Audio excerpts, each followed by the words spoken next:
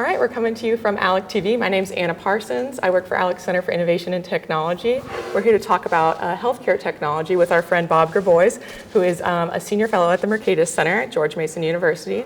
He does a lot of great work on healthcare. So Bob, I know you've had personal experiences with using some recent advances in healthcare technology. Can you share a little bit about what that has done with you, what kind of apps you've used, and what has been the most advantage for you personally?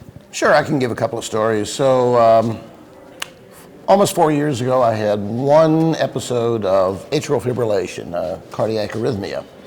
And I quickly got myself a device that fits on my cell phone. I'll even pull it out. And it kind of looks like that. And what it allows me to do is to do an electrocardiogram in 30 seconds and get an instant analysis of what's going on with my heart. Fortunately, in 4 years, it's always been nothing's going on. It's just fine. But a couple of times, I thought maybe I needed to go to the ER, and it turns out I didn't. This thing said, no, you're just fine, no need to. So I like to think that I cut American healthcare spending by $10,000, and just like that. One day it might tell me, no, you need to go to the ER now, and it could prevent a stroke or something like that, and maybe save the system $500,000 and maybe save my life. So, I mean, that's one story.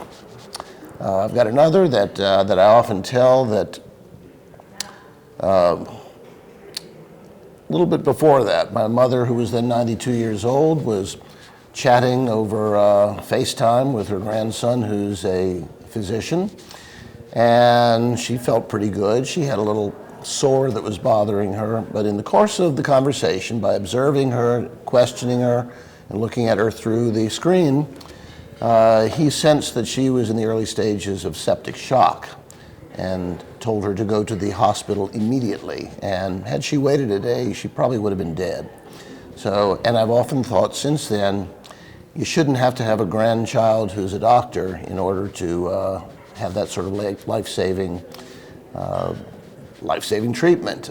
A lot of states have thrown obstacles up against telemedicine, and a lot of states are beginning to drop them, and that's a good thing. So telemed is beginning to spread. I think it's going to be very important.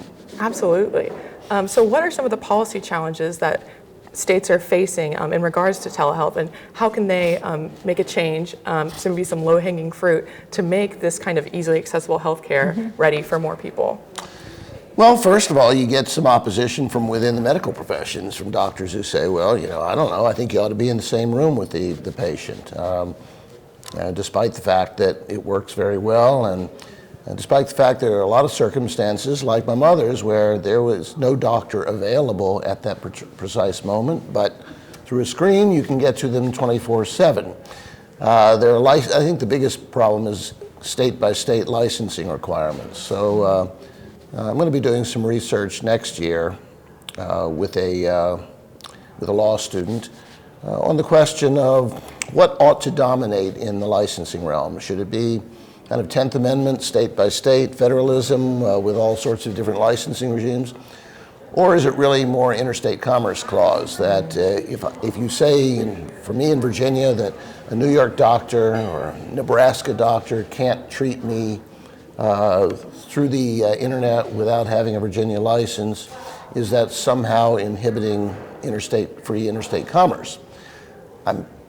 Emotionally, I kind of lean more toward the second, that really we ought to have the capacity to do medical treatment across state lines without having to go through the enormous expense of getting multiple state licenses. But that's something we'll research. We'll look at the legalities, we'll look at the Constitution, and we'll see where it goes. Absolutely. So I know you've also done some work on other types of healthcare technology, particularly drones. Could you speak a little bit to how drones could change someone's everyday life in receiving healthcare? Sure, they already are. So Rwanda in East Africa, which probably is most famous in Americans' minds for the slaughter and the genocide that occurred there 25 years ago, the country has made great strides in coming back. And among other things, their incomes are rising rapidly, they're industrializing, and among other things, they were the first nation in the world to establish a nationwide system of medical drones. So at this point, I think it's 60, 70%, somewhere in there, of all blood deliveries to clinics outside of the capital city are delivered by unmanned aerial vehicles.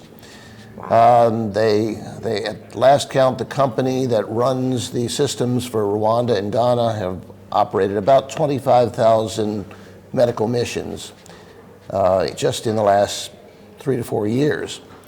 And they've documented saving lives. If you can get blood to a mother who's hemorrhaging in childbirth and has a rare blood type, you can get blood to her in 30 minutes rather than 4 or 5 hours.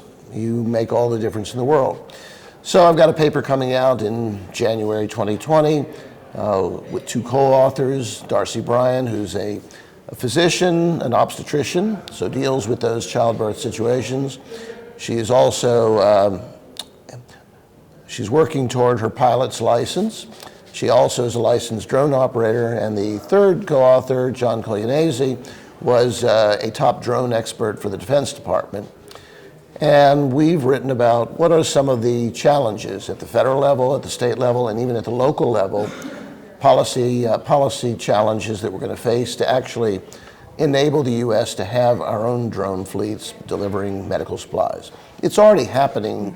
For instance, North Carolina, they're doing experiments with flying it around the Research Triangle area. But I think it's going to be much more important in a few years.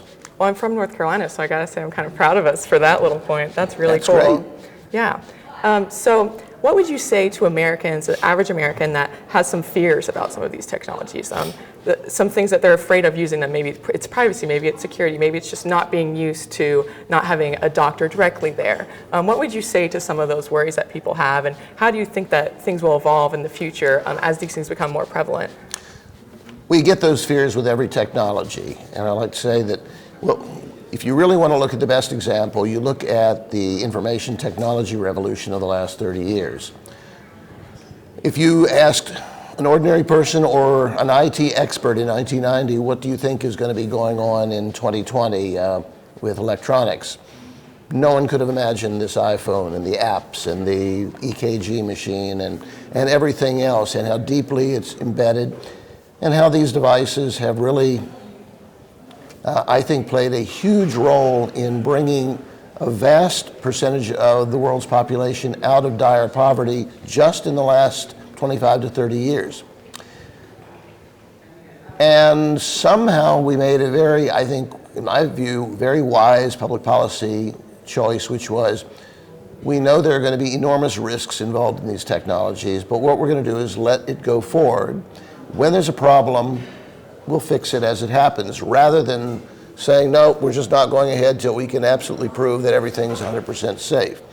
And I will argue that IT is probably as dangerous, or probably more dangerous than anything that happens to you in medicine. The plane that I flew here on, I'm utterly dependent on what people have written in the form of software over the last 25 and 30 years. Cell phones enabled the 9/11 attacks. They enabled the IEDs to blow up soldiers in the Middle East wars. It's allowed all sorts of identity theft. It's allowed terrible things. But I don't think very many people would say, yeah, it's bad things, so let's go back to 1990. Let's all have a landline and write letters on paper. Right. So there are risks. You need to keep your eyes open. But the fact is, telemedicine works, the drones work, there are lots of positive benefits, and I think we just have to go forward, weighing the risks and the benefits. Yeah, absolutely. Well, thank you so much for your time, Bob. This has been Thank a you. great Always. conversation. I would encourage all of our viewers to check out the great work that Bob does, some of his research, read some of his papers if you want to know more. Mercatus just does excellent work. And thank you guys for listening. Thanks for tuning in. Thank you.